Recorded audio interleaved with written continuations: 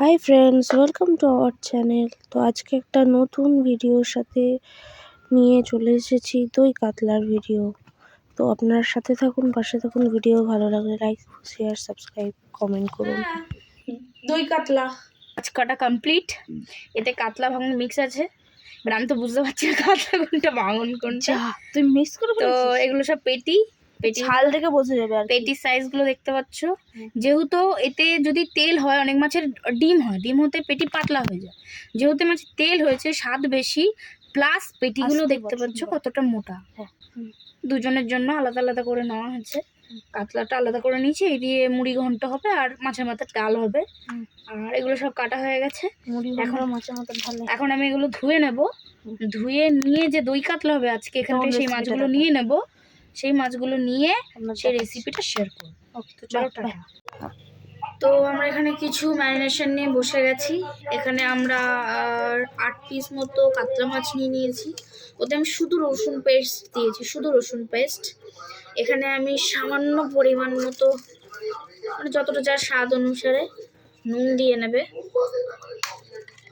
তারপরে এখানে আমরা কিছু খড়ের বানানো গুঁড়ো মশলা, এই গুঁড়ো মশলা 1 চামচ মতো দিয়ে দেব। লাগলে আরেকটু হাফ চামচ তোমরা দিয়ে নিবে। এবার আমরা দই ফাটিয়ে রেখেছি। এখানে দইটা এরকম ক্রিমি করে ফাটিয়ে রাখতে হবে, একদম এরকম ক্রিমি। জাস্ট এই যে টেক্সচারটা দেখছো, এরকম যেন হয়ে যায়। তো এরকম ক্রিমি করে ফাটিয়ে রেখে পুরো দইটা আমরা এখানে দিয়ে দেবো। এভাবে হচ্ছে না, আমাকে হাত লাগাতে হবে।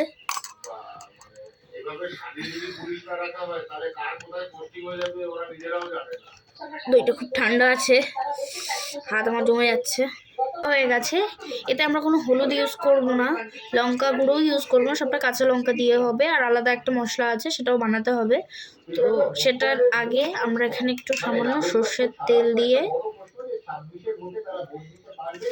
এটা মাখিয়ে রাখবো। শুধু স্মেলটার জন্য সর্ষের তেলটা দিলাম। তো এটা আমরা মাখিয়ে নেই, পরেরটা পরে দেখাচ্ছি। বেসিক্যালি এটা আমরা আধা ঘন্টার জন্য ফ্রিজে দেওয়া যায়, মানে দিতে হয়, আমি যে রেসিপিটা জানি। তো এখানে পুরোটা দেখতে পাচ্ছ, উপরে ডিজাইনটা কেমন লাগছে, ডিজাইন বলছি, দেখতে কেমন লাগছে।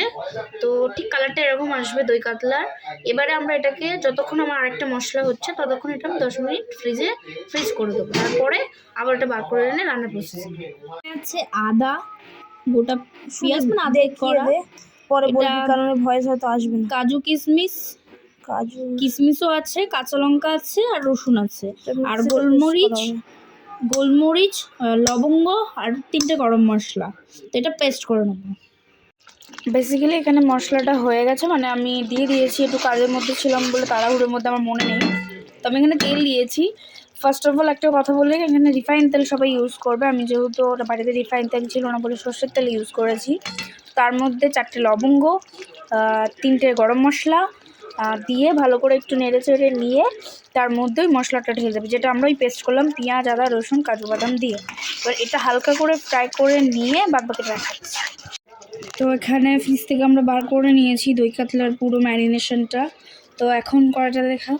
তো এটা হালকা ফ্রাই হয়ে গেছে, মানে বেশি ফ্রাই করবে না, যেহেতু এটা ভাপাটা স্টাইলে হয়, বেশি ফ্রাই করবে না। তো এখানে আমি একটা একটা করে আগে মাছগুলো বসিয়ে নেব।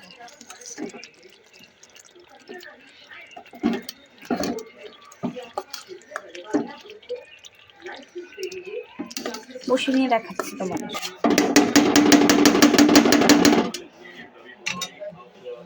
তো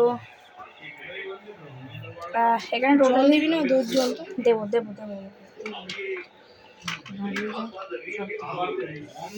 তো এখানে আমি হাত ঢুকিয়ে দিচ্ছি। এখানে আমি এটা পুরোটা কেকে নেব, যেখানে যেখানে তাকিয়ে আছে মাছগুলো, সেখানে এগুলো দিয়ে দেবো। এবার এর মধ্যে একটু জল মিশিয়ে বাদবাকিটা দিয়ে দেবো, সেটা দেখাচ্ছি। হয়ে গেছে সবটা, হালকা একটু জল দেওয়া হয়েছে, বেশি নয়। তো গ্যাস লোতে রাখা হবে, গ্যাস একদম লোতে রাখা হবে। উপরে একটা কাঁচা লঙ্কা ছিল, অল্প সরষে